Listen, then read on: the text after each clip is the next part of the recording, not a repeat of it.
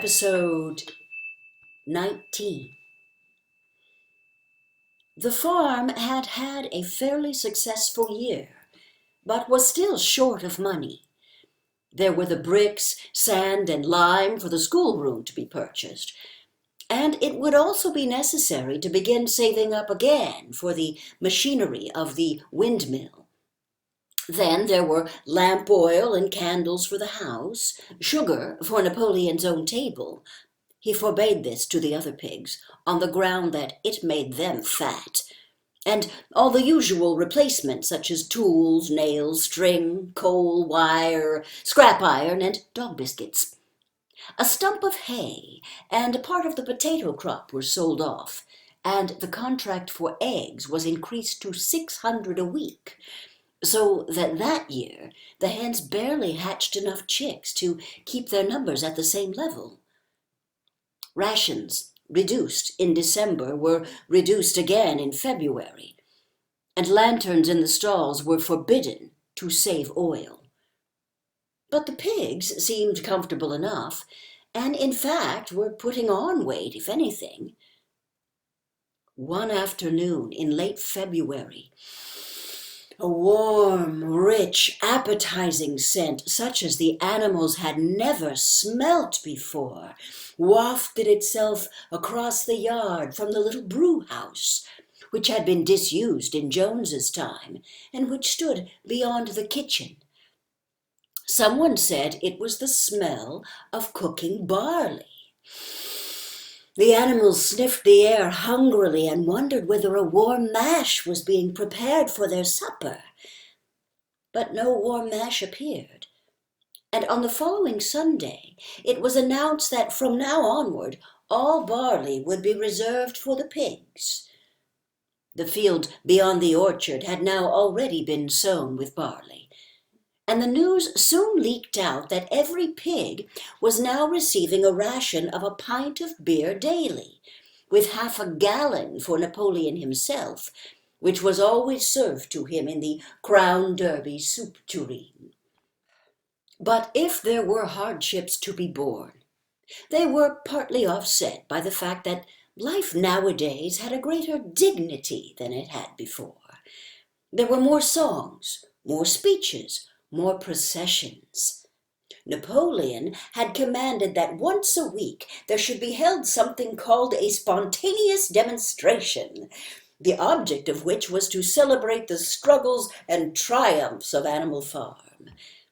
At the appointed time, the animals would leave their work and march round the precincts of the farm in military formation, with the pigs leading, then the horses, then the cows, then the sheep, and then the poultry.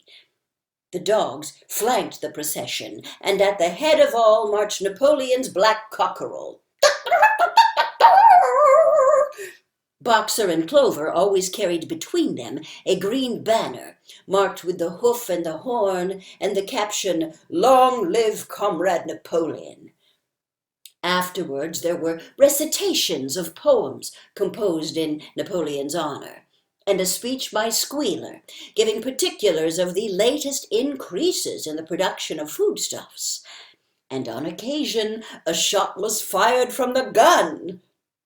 The sheep were the greatest devotees of the spontaneous demonstration, and if anyone complained, as a few animals sometimes did when no pigs or dogs were near, that they wasted time and meant a lot of standing about in the cold, the sheep were sure to silence him with a tremendous bleating of 4 legs good, 2 legs bad. But by and large, the animals enjoyed these celebrations. They found it comforting to be reminded that, after all, they were truly their own masters, and that the work they did was for their own benefit. So that, what with the songs, the processions, Squealer's list of figures, the thunder of the gun, and the crowing of the cockerel, and the fluttering of the flag, they were able to forget that their bellies were empty, at least part of the time. In April, Animal Farm was proclaimed a republic, and it became necessary to elect a president. There was only one candidate, Napoleon, who was elected unanimously. On the same day, it was given out that fresh documents had been discovered, which revealed further details about Snowball's complicity with Jones.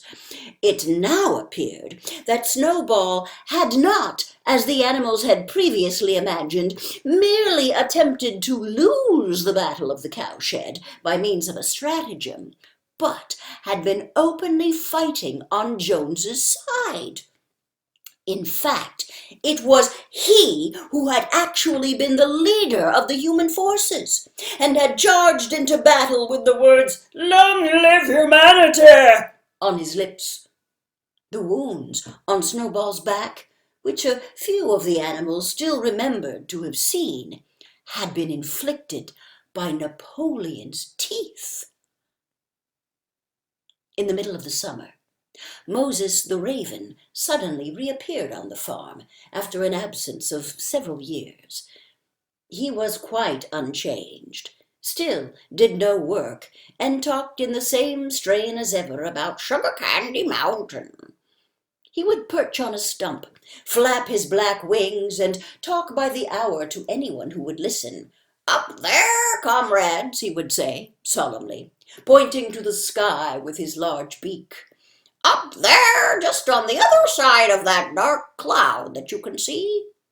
There it lies, Sugar Candy Mountain, that happy country where we poor animals shall rest forever from our labors."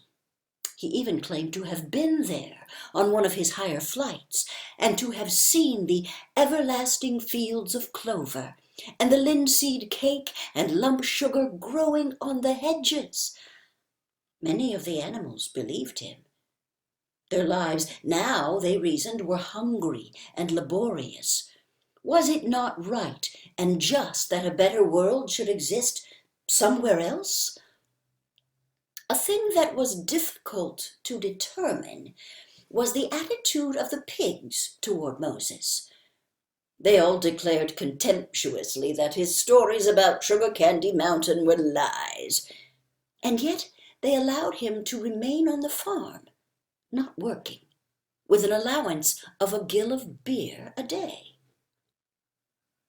After his hoof had healed up, Boxer worked harder than ever. Indeed, all the animals worked like slaves that year. Apart from the regular work of the farm and the rebuilding of the windmill, there was the schoolhouse for the young pigs, which was started in March.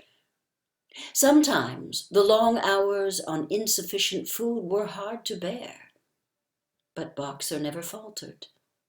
In nothing that he said or did was there any sign that his strength was not what it had been. It was only his appearance that was a little altered. His hide was less shiny than it had used to be, and his great haunches seemed to have shrunken.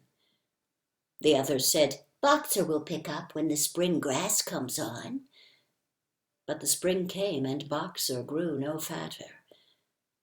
Sometimes, on the slope leading to the top of the quarry, when he braced his muscles against the weight of some vast boulder, it seemed that nothing kept him on his feet except the will to continue. At such times, his lips were seen to form the words, "I will work harder." He had no voice left. Once again, Clover and Benjamin warned him to take care of his health, but Boxer paid no attention. His 12th birthday was approaching. He did not care what happened so long as a good store of stone was accumulated before he went on pension.